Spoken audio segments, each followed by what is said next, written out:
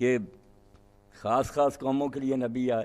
جیسے حکیم صاحب نے فرمایا کیسے مودودی صاحب نے منطقی طور پر حصر کر دی کہ سوچو تو صحیح، یا تو نبی اس لیے آتے تھے کہ پہلے نبی دوسری قوموں کے لیے آئیں، کوئی قوم ایسی خالی پڑی ہے کہ ان میں نبی نہیں آیا، انہیں بھی رہبر چاہیے. حضور کی دعوت ہے عام. آپ نے فرمایا میں تو مشرق مغرب کے لوگوں کے لیے بھیجا گیا ہوں، قیامت تک کے لیے بھیجا گیا.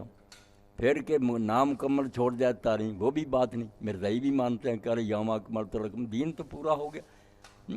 پھر گم ہو جائے، یہ بھی مانتے. پہلی کتاب جو لکھی برائے نعم دیا جب اتنا مردود نہیں ہوتا، یہی تھا کہ یار کیوں نیا نبی آئے، دین بھی حضور کا مکمل ہے اور محفوظ بھی ہے، اور امت بھی ساری جو اللہ نے ضمانت دے دی کہ سارے نہیں بے دین ہوں گے جیسے پہلی امتیں ہو جاتی تھیں، ایک نہ ایک. یہی دلیلیں خود موٹے قلم سے اس وقت لکھی کہ کیا ضرورت ہے نئے نبی کی. مگر جب اپنا دماغ خراب ہوا 20 سال بعد، کچھ لوگ مل گئے ساتھ، مرید بن گئے، اچانک پینترا بدل لی کہ میں تو نبی تھا، مجھے سمجھ نہیں آئی کہ میں خواہ انکار کرتا نبی تو ہوں. 20 سال یہی کہا کہ جو نبی بنے اس پر کروڑ لعنت اللہ اور فرشتوں کی، نبی بن کر امت سے نکلنا. حضور نے جب کہہ دیا